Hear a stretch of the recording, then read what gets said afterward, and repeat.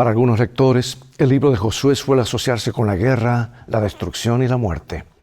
Si bien estos elementos están presentes en el libro, no presentan toda la historia. La destrucción de los cananeos ocurrió solo después de un largo periodo de gracia de más de 400 años. Los acontecimientos del Éxodo sirvieron como un testimonio significativo de la soberanía de Dios y pueden verse como un llamado final para los habitantes de Canaán. Las historias de Rahab y los gabaonitas demuestran que la mayoría de los cananeos estaban conscientes de lo que Dios había hecho, pero solo unos pocos respondieron adecuadamente. En lugar de rendirse, eligieron resistir, haciendo eco del fracaso del faraón 40 años antes. En efecto, Josué es un libro de gracia y misericordia. Y hoy vemos cómo la gracia de Dios se manifestó en la vida de los israelitas y los cananeos. Una vez más, Israel está listo para entrar en la tierra prometida. Dios les está dando una segunda oportunidad. La amenaza que representa la capacidad militar cananea no ha cambiado. Lo que ha cambiado es la fe de esta segunda generación de israelitas. En cuanto a los cananeos, las historias de Rahab y los gabaonitas demuestran que no todo está perdido para ellos, aunque la gran mayoría carece de fe en el Dios de Israel. Sin embargo, la fe del pueblo elegido de Dios también está lejos de ser perfecta. Podemos aprender lecciones importantes para nuestro viaje espiritual al comparar la fe de Israel, la de Rahab y la de los gabaonitas. La lección más crucial, como veremos, es que todos necesitamos la asombrosa gracia de Dios. Así que ve por tu Biblia, ábrela en Hebreos capítulo 11 y enseguida regresaré.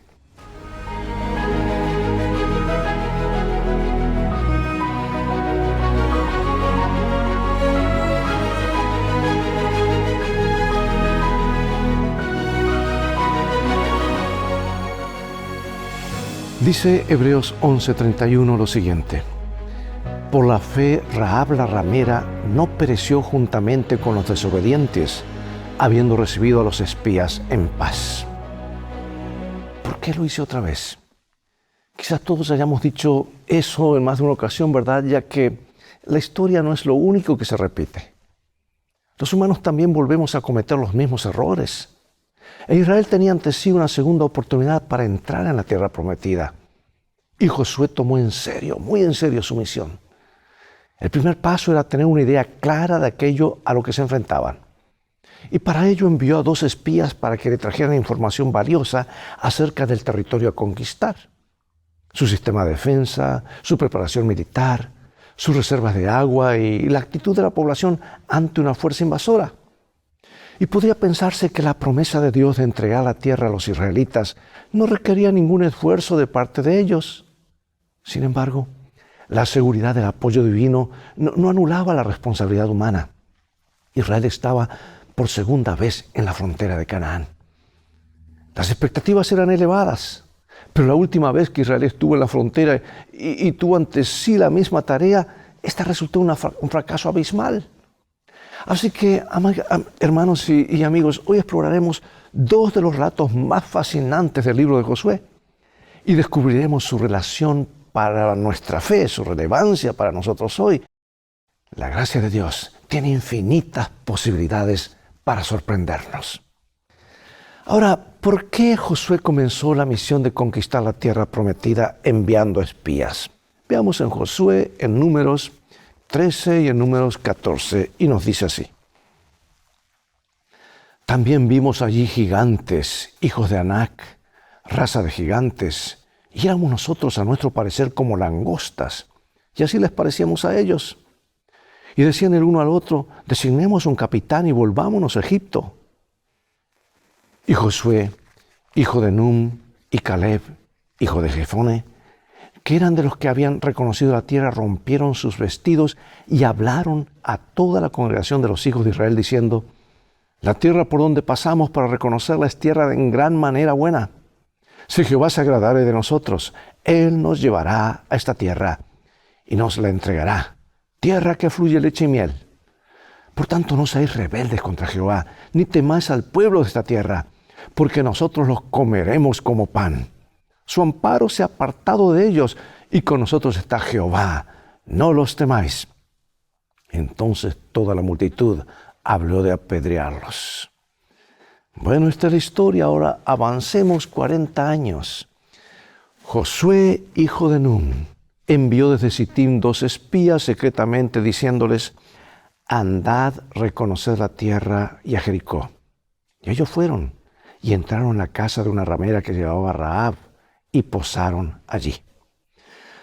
Ahora, el lugar desde el que fueron enviados los 2 espías es llamado Sittim, que quiere decir acacias. En el texto hebreo, o Abel Sittim, el prado de las acacias. Y nos recuerda 2 episodios negativos en la historia de Israel. Número 1, el envío de los espías y el informe negativo de la mayoría. Y número 2, la idolatría y orgía con las mujeres moabitas instigados por Balaam. Y en este contexto el nombre de Sittim crea una tensión extraordinaria en cuanto al desenlace de toda la historia. ¿Será otro fracaso en la frontera de la tierra prometida? ¿O conducirá al tan esperado cumplimiento de la antigua promesa? ¿Sabes que el Señor es un Dios de segundas oportunidades? Y más que eso, la Biblia llama gracia a las oportunidades adicionales. Y gracia es simplemente algo que no merecemos. La Biblia está repleta del concepto de gracia. Y Dios ofrece misericordiosamente a todos la posibilidad de un nuevo comienzo. Pedro, que falló al Señor varias veces, él mismo experimentó esa gracia e instó a la iglesia a crecer en ella. Y las noticias son aún mejores. Tenemos mucho más que una segunda oportunidad. Yo pregunto, ¿qué sería de nosotros si así no fuera?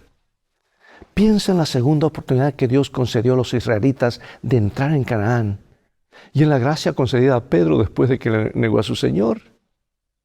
Y estos incidentes que nos enseñan acerca de la gracia que debemos ofrecer nosotros a quienes la necesitan. Veamos ahora el valor en lugares inesperados y qué nos dicen estos textos acerca de Rahab. Vamos a Josué 2, vamos a ir a Hebreos 11 y vamos a ir a Santiago capítulo 2. Y fue dado aviso al rey de Jericó: saca a los hombres que han venido a ti y han entrado a tu casa, porque han venido para espiar la tierra. Pero la mujer había tomado a los 2 hombres y los había escondido y dijo: es verdad que unos hombres vinieron a mí, pero no supe de dónde eran. Y cuando iba a cerrar la puerta, siendo ya oscuro, esos hombres se salieron y no sé a dónde se han ido. Seguidlos a prisa y los alcanzaréis. Mas ella los había hecho subir al terrado y los había escondido entre los manojos de lino que tenía puestos en el terrado. Antes que ellos se durmiesen, ella subió al terrado y les dijo: sé que Jehová os ha dado esta tierra, porque el temor de vosotros ha caído sobre nosotros, y todos los moradores del país ya han desmayado por causa de vosotros. Porque hemos oído que Jehová hizo secar las aguas del Mar Rojo delante de vosotros cuando saliste de Egipto. Y lo que habéis hecho a los 2 reyes de los amorreos, que estaban al otro lado del Jordán, a Sehón y a Og, a los cuales habéis destruido. Oyendo esto ha desmayado nuestro corazón, ni ha quedado más aliento en hombre alguno por causa de vosotros, porque Jehová vuestro Dios es Dios de arriba en los cielos y abajo en la tierra. Por la fe, Rahab la ramera no pereció juntamente con los desobedientes, habiendo recibido a los espías en paz. Asimismo, también Rahab la ramera no fue justificada por obras cuando recibió a los mensajeros y los envió por otro camino. Un aspecto central de la historia de Rahab es la mentira que dijo para proteger a los espías. Y al considerar este engaño debemos tener presente que ella estaba inmersa en una sociedad extremadamente pecaminosa, lo que finalmente desembocó en el juicio de Dios. En medio de una cultura decadente y corrupta y del propio estilo de vida pecaminoso de Rahab, Dios, en virtud de su gracia, vio una chispa de fe a través de la cual podía salvarla. Y Dios utilizó lo que había de bueno en Rahab, su fe en él y su decisión de pertenecer a su pueblo. Pero nunca elogió todo lo que ella hizo. Dios valoró a Rahab por su valentía excepcional, por su fe, por ser agente de salvación y por elegir al Dios de Israel. Y al ver lo que estaba sucediendo, ella declaró: porque Jehová vuestro Dios es Dios de arriba en los cielos y abajo en la tierra. Ahora, mira, esto es significativo que una mujer cananea reconociera que el Señor era el único Dios sobre toda la azotea de su casa. Donde los paganos acostumbraban en esa azotea a ofrecer plegarias a sus presuntas deidades celestiales. Así que sus palabras en ese lugar, en esa azotea que era el lugar de adoración pagana, sus palabras daban testimonio de su decisión meditada y consciente de reconocer que el Dios de los israelitas era la única deidad verdadera. Y su confesión demostraba que comprendía la estrecha relación que existe entre la soberanía de Dios y el juicio al que Jericó estaba condenada. La decisión moral que tomó significaba que reconocía que a la luz del juicio de Dios solo había dos opciones: continuar en rebelión contra él y ser aniquilada, o aceptar por fe la misericordia divina. Y al elegir al Dios de los israelitas, Rahab se convirtió en un ejemplo de lo que pudo haber sido el destino de todos los habitantes de Jericó si hubieran aceptado la misericordia del Dios de Israel. Así como lo fue Nínive en los días de Jonás, ¿verdad? Por eso pregunto, ¿qué nos enseña esta historia acerca de la lealtad total que debemos a Dios? Es obvio, ¿verdad? Bueno, resulta que hubo un acuerdo entre los espías y Rahab. ¿Y cómo nos ayuda este texto de Éxodo? Vamos a ver, a entender el acuerdo entre los espías y Rahab. Vamos a leer Josué capítulo 2 y Éxodo capítulo 12. Os ruego pues ahora que me juréis por Jehová, que como he hecho misericordia con vosotros, así le haréis vosotros con la casa de mi padre, de la cual me daréis una señal segura, y que salvaréis la vida de mi padre y a mi madre, a mis hermanos y hermanas, y a todo lo que es suyo, y que libraréis nuestras vidas de la muerte. Ellos le respondieron: nuestra vida responderá por la vuestra, si no denunciar este asunto nuestro, y cuando Jehová nos haya dado la tierra, nosotros haremos contigo misericordia y verdad. Regresemos ahora un poco más de 40 años antes al libro de Éxodo. Porque Jehová pasará hiriendo a los egipcios. Y cuando vea la sangre en el dintel y en los dos postes, pasará Jehová aquella puerta y no dejará entrar al heridor en vuestras casas para herir. El trato de Rahab es muy claro: vida por vida y bondad a cambio de bondad. La primera imagen que inevitablemente viene a nuestra mente en relación con el diálogo entre los espías y Rahab es la Pascua en las vísperas del Éxodo. Porque en esa ocasión, para que los israelitas estuvieran protegidos, debían permanecer dentro de sus casas y marcar los postes y dinteles con la sangre del cordero, o sea, el marco de la puerta. La sangre de ese cordero sacrificado. Bueno, Elena White comenta esto en el libro Patriarcas y Profetas, y ella dice: mediante su obediencia, el pueblo debía evidenciar su fe. Asimismo, todos los que esperan ser salvos por los méritos de la sangre de Cristo deben comprender que ellos mismos tienen algo que hacer para asegurar su salvación. Si bien solo Cristo puede redimirnos de la pena de la transgresión, nosotros debemos volvernos del pecado a la obediencia. El hombre ha de salvarse por la fe, no por las obras. Sin embargo, su fe debe mostrarse por sus obras. Y en el caso de la Pascua, la sangre fue la señal que salvó a los hebreos del ángel destructor de Dios. Así como Dios perdonó la vida de los israelitas durante la última plaga de Egipto, ellos debían resguardar la vida de Rahab y de su familia cuando la destrucción llegara a Jericó. ¿No es este un poderoso mensaje que encontramos en estas dos historias? ¿Y qué lecciones podemos relacionarlas con el Evangelio que podemos extraer de estas historias? Hay muchas cosas, podemos hablar de esto, pero medítalo, léelo, que el Espíritu Santo te hable y te muestre en estas historias el plan de salvación y la gracia de Dios.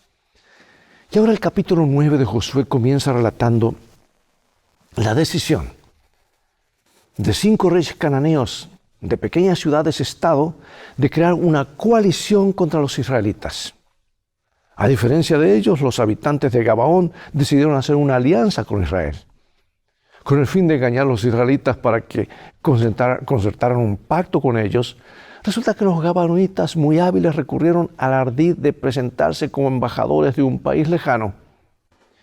Según Deuteronomio 20, Dios hizo una distinción entre los cananeos y las personas que vivían fuera de la tierra prometida.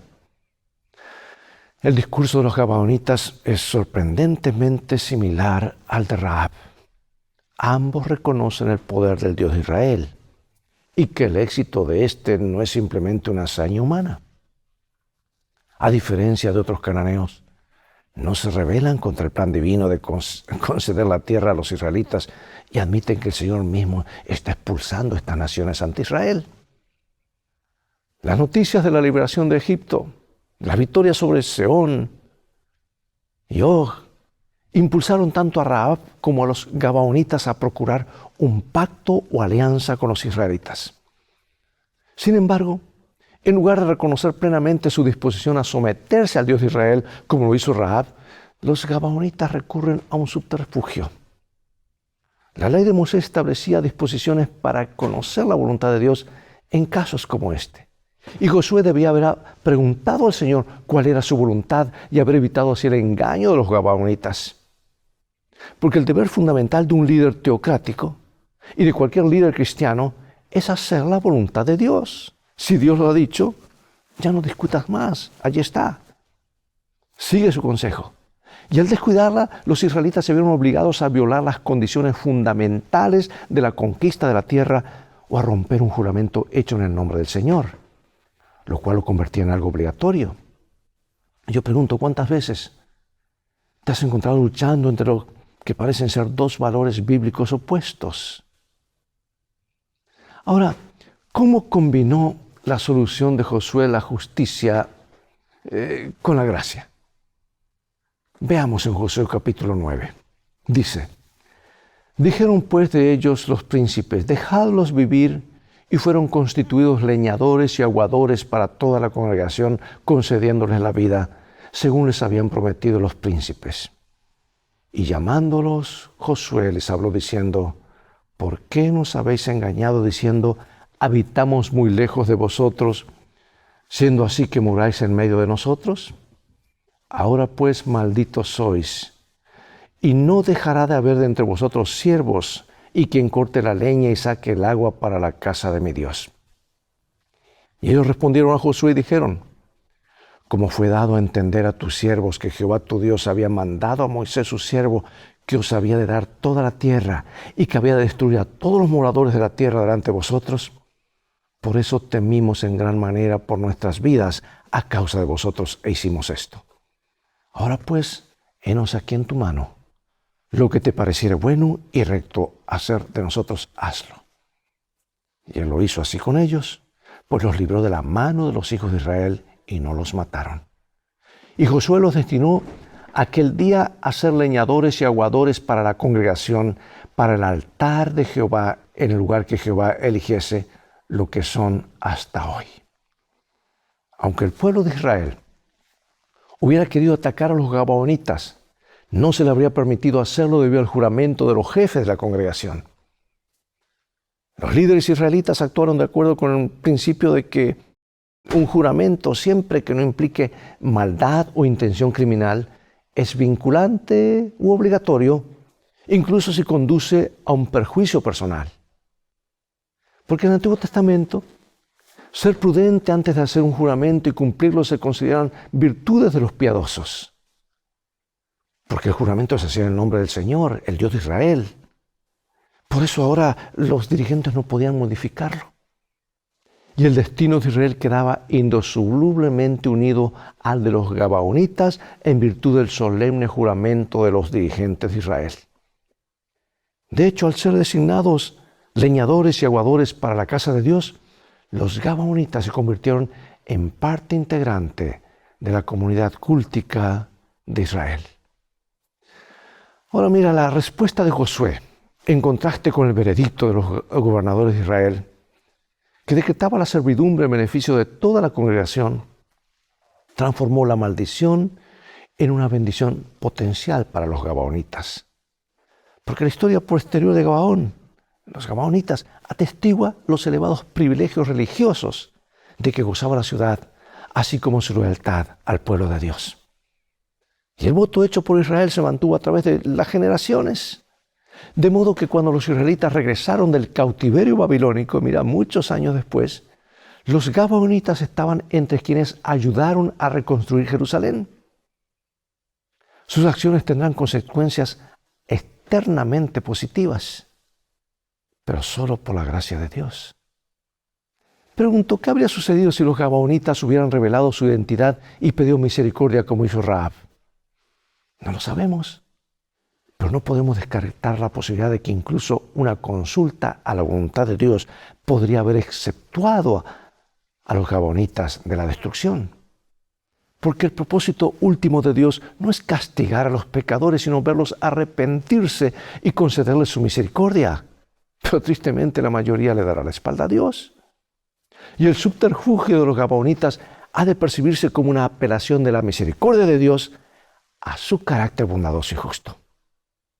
Bueno, fue la negativa de los cananeos a arrepentirse y su desafío a los propósitos de Dios lo que condujo a su aniquilación, como dice en Génesis 15:16.